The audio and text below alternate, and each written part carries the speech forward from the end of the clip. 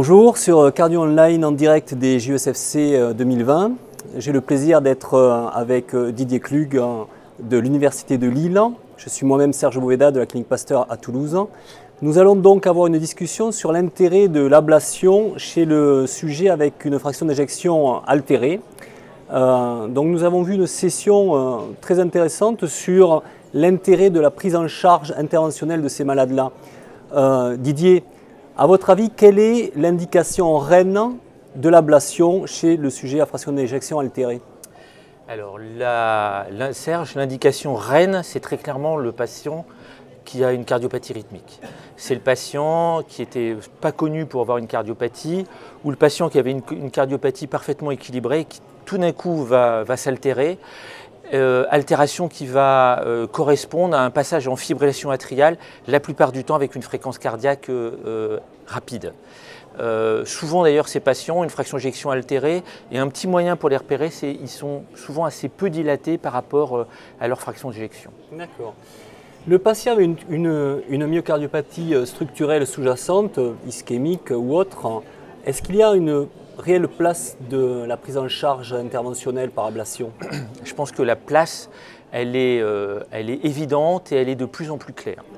Il y a une association très forte entre la fibrillation atriale et l'insuffisance cardiaque, qui est connue depuis des années. Le patient à insuffisance cardiaque est à risque de faire de la fibrillation atriale et la fibrillation atriale va entraîner de l'insuffisance cardiaque. Parce qu'ils ont en fait ces deux pathologies, ont des mécanismes physiopathologiques qui sont conjoints. Et donc c'est un couple en fait qui marche très bien depuis des années. L'ablation par radiofréquence chez le patient insuffisant cardiaque a prouvé un bénéfice clair. Le retour en rythme sinusal chez eux, chez ces patients, améliore la survie et diminue les hospitalisations pour insuffisance cardiaque. L'étude Castle-AF donc. C'est l'étude Castle-AF, qui est une étude qui a clairement montré sur une population qui était une population pas très pathologique, avec peu de comorbidité et essentiellement des patients en classe 2 de la NYHA avec une fraction d'éjection moyenne qui était aux alentours de 32%. Dans cette population-là, l'ablation par radiofréquence a permis de maintenir les patients en rythme sinusal et a permis de diminuer les hospitalisations et le décès d'origine cardiovasculaire. Très bien. Et donc Didier, à quel moment doit-on prendre en charge idéalement ces patients-là? Rapidement? Après une première décompensation, après le traitement médical? Premier cas de figure, la cardiopathie rythmique dont on a parlé. Ces patients-là, c'est, je pense, l'ablation par radiofréquence, une prise en charge rapide et indiscutable. Pour le patient qui décompense et que ce n'est pas clairement une cardiopathie rythmique, le point clé à mon sens, c'est qu'il ne faut pas traîner, il ne faut pas tarder, il ne faut pas essayer des tas de médicaments avant de penser à l'ablation par radiofréquence. Si le patient a une insuffisance cardiaque qui n'est pas trop sévère, le patient en classe 2, le patient avec une fraction d'éjection qui est supérieure à 20-25%, là je pense que c'est une bonne indication et il faut y aller rapidement. Le patient plus sévère, là c'est encore l'inconnu et il va falloir être capable de faire une relation claire entre les symptômes que va présenter le patient et le passage en fibrillation atriale. Si on est capable de montrer que la symptomatologie du patient est associée à la fibrillation atriale, c'est une bonne indication, il faut proposer ça au patient. Si par contre on n'est pas capable de montrer que l'arythmie est responsable de ça, à ce moment-là il faut attendre. Une bonne solution c'est le choc électrique externe, c'est la cardioversion et on regarde comment évolue le patient si on arrive à le remettre en rythme sinusal. Et l'efficacité de l'ablation chez ces malades-là, qui sont des malades difficiles, on le sait, à prendre en charge, mais aussi à traiter de manière interventionnelle, avec souvent des oreillettes dilatées, malades, myocardiopathie sous-jacente. Est-ce que l'ablation a une efficacité aussi bonne que pour les autres patients? Le point est essentiel parce que dans la décision thérapeutique, la probabilité de succès, et je vous rappelle que dans l'ablation par radiofréquence, le succès c'est ramener le patient au rythme sinusal et le maintenir au rythme sinusal. Si on considère que la probabilité de succès est très très faible, il ne faut pas proposer ça aux patients.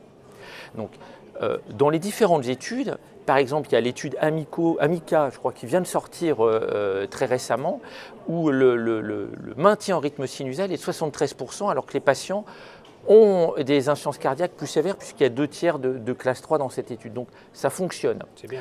Mais il faut quand même regarder, et il y a une étude multicentrique auquel Toulouse a participé, qui montre très bien que les critères de succès, ce sont l'oreillette gauche dilatée, et si on a une oreillette gauche qui est énorme, ça ne sert à rien de proposer ça aux patients.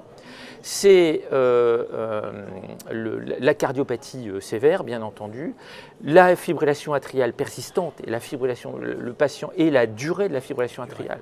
Donc je dirais grossièrement, le patient a une fibrillation atriale persistante ancienne avec des grosses oreillettes, ce n'est pas le bon candidat. Alors qu'une fibrillation atriale paroxystique ou une fibrillation atriale récente qui vient de débuter, le patient est en FA depuis quelques semaines ou quelques mois, pas plus de 6 mois, pas plus d'1 an, là c'est une bonne indication. D'où l'intérêt de prendre en charge rapidement ces patients-là afin d'éviter qu'ils dilatent leur oreillette et qu'ils évoluent sur une forme beaucoup plus complexe. C'est l'élément clé. On voit trop de patients qui ont traîné, pour lequel il y a eu des tentatives de médicaments, de pharmacologiques trop longues. Et puis finalement, le patient, ça fait 2 ans qu'il est pris en charge. Et puis ça fait 2 ans qu'il est en fibrillation atriale. Et là, c'est trop tard. Et pour finir, le risque de l'ablation chez ces malades-là, également fragile, est-il augmenté? Les complications sont-elles plus sévères, plus fréquentes? Alors il y a un papier essentiel qui a été publié cette année sur les risques de l'ablation de la fibrillation atriale. Et ce qui montre est très clair, c'est que ces dernières années, le taux de complications a explosé et la mortalité de cette procédure a fortement augmenté puisqu'on l'estimait très faible jusqu'à présent. Et là, la mortalité dépasse le pourcent. Et c'est associé essentiellement à une augmentation de la comorbidité des patients. Et donc, et en particulier l'insuffisance cardiaque. Donc, cette prise en charge du patient insuffisant cardiaque a entraîné une augmentation des complications et de la mortalité. Un autre élément qui est associé, c'est les petits centres. Et donc là aussi, c'est un élément important, c'est plus on prend des patients sévères, plus le centre dans lequel l'ablation doit être réalisée doit être un centre qui a de l'habitude, de l'expérience et des procédures, et ce sont des centres de haut volume. Bien, merci beaucoup Didier. Didier Klug et Serge Bouéda en direct des JUSFC 2020 sur Cardio Online.